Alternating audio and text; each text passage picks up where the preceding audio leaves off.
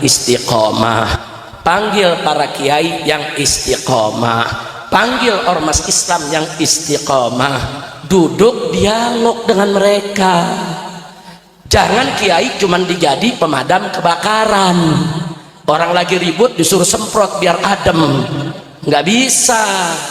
Dari kemarin mestinya dari tahun lalu begitu dilantik, undang ulama, undang habaib, undang kiai, tanya apa usul anda semua supaya pemerintahan saya ini bersih, bagus, makmur, sejahtera, berkah. Undang saudara, jangan yang diundang cuman ulama istana. Saudara, kan ulama yang istiqomah. Ulama itu ada dua, ada ulama khair, ada ulama su, ada ulama benar, ada ulama-ulamaan. Ulama yang benar ngajak kita ke sorga, ulama-ulamaan ngajak kita ke sorga-sorgaan. Ayo, ente semua mau masuk sorga apa sorga-sorgaan? Sorga apa sorga-sorgaan? Jadi kalau gitu mau ikut ulama atau ulama-ulamaan? Siap ikut ulama, takbir. Nah sekarang saya tanya, kalau Bapak Presiden mengundang habaib, mengundang ulama, mengundang ormas Islam, ajak mereka dialog, diskusi, suruh kritisi Presiden saudara, berikan saran-saran yang solutif. Setuju tidak? Setuju tidak? Dukung tidak? Takbir. Jangan yang diundang Abu Janda, yang diundang Ade Armando, yang diundang begal nasab. Iya, nasab lagi dibegal apa lagi duit loh. Jangan undang yang lurus. Setuju tidak? Nah, jadi saya nggak mau bicara panjang lebar lagi di sini. Kalau makanya tadi saya katakan, kalau mau diurai sampai pagi nggak selesai. Problem bangsa ini besar. Cuman saya ingin menyampaikan, sebetulnya dari setahun yang lalu, dari sebelum presiden dilantik, kita sudah berikan saran. Kita sudah sampaikan kepada mereka, kalau Presiden Prabowo mau menjadi presiden yang dicintai habaib, dicintai ulama, dicintai oleh umat Islam, bahkan dicintai oleh seluruh rakyat Indonesia, maka saran saya cuma satu, Jokowi dan kroni-kroninya jangan lagi dipakai dalam pemerintahan Prabowo. Itu aja saudara, jangan dipakai. Saya sebutkan satu persatu nama-namanya. Saya sebutkan ada sekian belas saudara, sekian puluh, saya sebutkan. Ini jangan dipakai. Kalau anda pakai, anda akan rusak, dibuat hancur. Sudah kita sampaikan dari setahun yang lalu. Tapi yang terjadi apa? Begitu pelantikan, begitu dibentuk kabinet, yang kita sebutin justru dipakai semua. Inna lillahi wa inna ilaihi. Oh, saya anggap, oh kalau gitu nggak mau dengar nasihat, ya terserah. Terserah kalau nggak mau dengar nasihat ya. Akhirnya sekarang kejadian, berbagai macam kejadian, coba kita lihat. Mulai dari Pati kemarin rakyat turun rame-rame. Kenapa? Kenapa dipaksa? Pajak naik 250%. Nah, kenapa di daerah-daerah pajak itu banyak naik? Ya karena Kementerian Keuangan menekankan. Ini pendapatan dari daerah mesti besar, di sektor pusat mesti besar. Ini kita punya utang ribuan triliun. Bagaimana cara bayarnya? Ambil aja dari rakyat, saudara. Makanya tadi saya katakan kok menteri jadi preman tukang palak. Saudara, Ibn Khaldun rahimahullahu ta'ala sebagai seorang filosof dalam urusan sosial politik mengatakan kalau suatu negeri saudara sudah mengandalkan pembiayaan negaranya dari pajak, itu tanda kalau negeri itu bangkrut saudara. Ini negeri bangkrut, nggak usah ditutup-tutupi saudara, nggak usah ditutup-tutupi. Jangan dikorbankan rakyat untuk bayar pajak ini pajak itu. Jangan pajak saudara ngekek rakyat. Udah gitu seenaknya menteri mengatakan ya pajak kan sama zakat. Enak betul saudara. Dalam Islam zakat dikenakan kepada orang kaya, orang miskin nggak kena zakat. Pajak miskin kaya dicekek semua, bahkan yang miskin lebih dicekek. Buktinya mana? Habib jangan memfitnah. Buktinya anggota dewan kaya-kaya nggak kena pajak, pajaknya dijamin oleh negara. Rakyat yang kecil-kecil saudara, sampai tukang ojek bayar aplikatornya aja begitu besar sudah, belum lagi kena pajaknya. Ini mesti diatur. negara buat ngempanin pejabat. Jadi jangan disamakan pajak dengan zakat. Kira-kira jelas tidak? Bukan, itu bukan solusi. Nah, kalau presiden mau tahu solusinya bagaimana? Dulu kita udah kasih saran, cari yang benar. Kan Nabi udah kasih tahu, idza usidal amru ila ghairi ahli fantadhir sa'ah. Kan yang pintar banyak. Saya mau tanya jujur sekali lagi nih sama yang hadir sini, orang Indonesia yang pintar banyak gak? Banyak gak? Yang benar banyak gak? Yang bagus banyak gak? Yang sarjana banyak tidak? Kenapa bukan mereka yang dipakai? Kenapa yang dipakai pelawak? Yang dipakai artis, yang dipakai influencer, yang gak ngerti untuk urus negara? Masya Allah. Nah, jadi jangan salahin saya. Kalau di mana-mana Habib Rizik marah-marah melulu. Bukan marah. Ini kita dalam rangka amar ma'ruf nahi munkar. Setuju tidak? Setuju tidak? Ya memang amar ma'ruf nahi munkar resikonya banyak. Saudara, ya dipanggil, yang ditangkap, ya dipenjara berkali-kali. Saudara, wah diserbu sama PWI. Nah, itu kan resiko juga, saudara. Kemudian laskar juga, saya punya santri 6 dibunuh, itu resiko perjuangan, saudara. Tapi kita nggak boleh mundur, enggak. Rakyat nggak boleh ditinggal. Ini kalau ulama semua lari, Habib semua lari, umat ditinggal, ini besok gedung di Jakarta dibakar semua ini, saudara. Benar-benar hati-hati, saudara. Makanya ulama dalam kondisi begini, habaib ulama serta kiai nggak boleh ninggalin umat. Ini saat-saat umat betul-betul perlu rangkulan, perlu sentuhan, perlu untuk diajak. Yuk kita bicara bagaimana cara mencari solusi di negeri ini. Insya Allah. Nah, karena itu, saudara, walaupun nasib sudah jadi bubur, tapi tidak ada kata terlambat bagi pemerintah. Presiden Prabowo 1 tahun ini nggak memperhatikan saran-saran dari ulama untuk memakai pejabat-pejabat yang bagus. Mungkin beliau tersandra, mungkin ada suatu alasan yang kita tidak tahu, saudara. Ya sudahlah, mafat kafat, apa yang sudah berlalu biar dia berlalu. Nah, ke depan bagaimana cara mengatasinya? Tetap saya punya saran. Yang pertama, Prabowo harus memberhentikan Jokowi dan kroni-kroninya. Setuju tidak? Setuju tidak?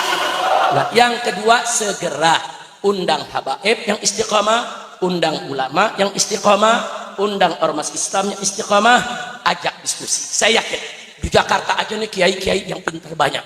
Ada majelis tingginya Fuhab, Kiai Haji Sukron Makmun, saudara, undang. Ada Kiai Haji Ainul Yakin dari Asyafi'iyah, ada Kiai Haji Alwi, putra daripada Kiai Haji Abdul Rashid, ada Kiai Haji Amir Hamzah di Mampang sini, saudara. Oh banyak. Ada Kiai Haji Lutfi Zawawi, banyak. Kalau saya mau sebutkan satu persatu, di Jakarta ini banyak ulama-ulama bagus. Di sekitar Jakarta nggak kalah, saudara. Ada Kiai Nasir Zain di di Bogor. Ada kiai-kiai lainnya yang bisa diundang. Bahkan di Jawa Tengah, Jawa Timur, saudara, undang pimpinan pondok pesantren Sidagiri, undang itu pimpinan pondok pesantren Dalwa, undang yang Tebu Ireng, yang tambak berasnya, yang Lirboyonya, saudara, undang Al Anwar di Sarang, saudara, itu putra-putra daripada Mbah Maimun Zubair, undang itu ulama-ulama luar biasa, saudara. Di Madura ada auranya, saudara, Aliansi Ulama Madura, undang. Mau berapa? 100 ulama, 1000 ulama, 10.000 ulama, undang. Ajak mereka ke Jakarta, diskusi bagaimana menyelesaikan persoalan negara, bagaimana cara membayar utang yang sudah lebih dari 10.000 triliun, bagaimana cara kembali menghidupkan BUMN yang bangkrut, bagaimana cara melawan semua sandra-sandra sehingga pejabat tidak bisa berkutik. Undang ulama. Fas'alu ahla dzikri in kuntum ta'lamun. Allah udah perintahkan dalam Al-Quran, tanya kepada ahli dzikir, tanya kepada ulama. Kalau kau tidak tahu, bukan hanya dalam urusan sholat, puasa, haji, bukan hanya urusan ibadah mahdoh, dalam urusan negara pun tanya ulama, sudah. Setuju tidak? Itu saja yang saya mau sarankan, saudara. 2, 1, segera singkirkan itu Jokowi dan kroni-kroninya. Insya Allah ulama di mana-mana akan merapat. Amin. Yang kedua, undang ulamanya, undang, saudara, undang itu ulama semua, ajak diskusi. Nah, pejabat yang termasuk mesti disingkirin Kapolri. Kapolri ini mesti dicopot, mesti diberhentikan, sudah. Loh kenapa Habib? Apa Habib benci? Bukan soal benci, saudara. Kita ini ngalami, saudara. Kita bentuk tim hukum. Semua orang-orang yang menghina ulama, menghina habaib, menghina nabi, saudara, menghina agama, menghina Quran, bahkan menghina Allah, semua kita sudah laporkan, saudara. 70 laporan lebih ke Mabes Polri, satu pun tidak diproses. Ada apa, saudara? Sampai peristiwa di Pemalang, saudara, orang-orang yang sengaja merencanakan untuk membunuh saya, menghabisi saya, saudara, bukti semua sudah lengkap, sampai hari ini tidak diproses. Apa orang-orang penghina ulama ini semuanya dipiara sama Kapolri? Ada apa Kapolri tidak memproses? Nah, jadi sekali lagi, maka itu yang seperti ini berhentiin. Kapolri yang lain bagus, saudara. Di Mabes Polri jenderal-jenderal yang bagus baik. Tanya Kiai Haji Ainul Yakin, tanya Habib Hanif, saudara. Banyak orang-orang top, bintang 2, bintang 3, saudara, banyak. Saudara, jangan diangkat yang model begini, apalagi yang terlibat KM 50, jangan diangkat. Betul, takbir. Setuju Kapolri diganti? Setuju. Setuju Jokowi dan kroni-kroninya disingkirkan? Setuju. Takbir. Sallu ala Muhammad. Itu saja yang saya mau sampaikan, saudara. Sebagai penutup, akhirnya kepada pihak kepolisian, saudara, sekalipun kami prihatin apa yang mereka alami, tapi kami minta supaya mereka jadikan ini sebagai pelajaran. Pelajaran. Polisi di mana-mana sekarang dimusuhi. Udah gitu kantor-kantor Brimob semua, saudara, yaitu digeruduk oleh masyarakat. Lagi pula dari dulu saya juga pernah mengusulkan sebaiknya Brimob itu dibubarkan, Densus 88 dibubarkan, karena kerja mereka itu, saudara, selama ini terbukti, saudara, mereka punya alokasi dana besar, nggak jelas pertanggungjawabannya.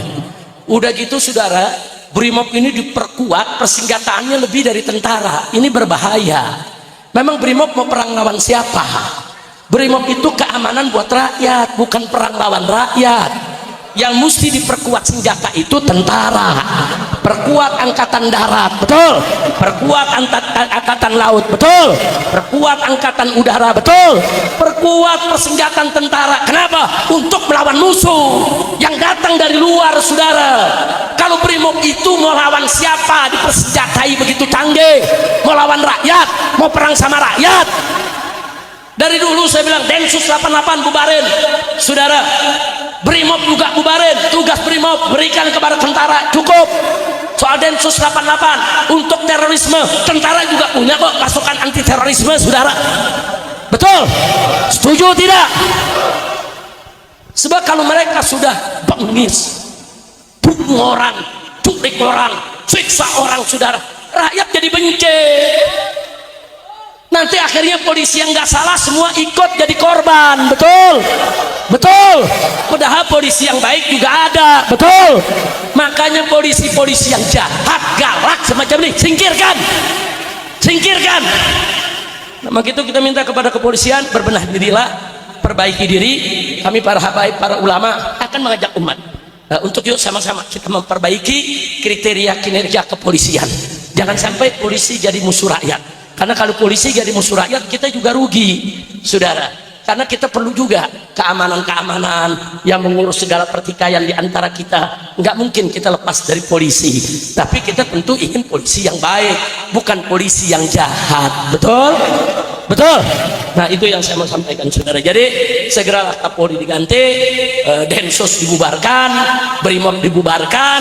Nah, bangun institusi Polri yang lainnya secara elegan, secara bermartabat untuk bisa menjadi bagian dari rakyat. Insya Allah. Setuju tidak? Nah, jadi sekali lagi nih sebelum saya tutup, kalau ulama habaib diundang oleh presiden untuk diskusi menyelesaikan soal negara, dukung tidak? Setuju tidak? Takbir. Kalau para ulama-ulama tersebut nanti suatu saat memberikan komando kepada kita, siap ikut, siap ikut, takbir. Nah, itu saja yang saya mau sampaikan. Mudah-mudahan Habib Abdul Rahman dan seluruh saudaranya, Habib Abdullah, Habib Abdul Qadir dan lain sebagainya senantiasa dilindungi oleh Allah Subhanahu wa taala.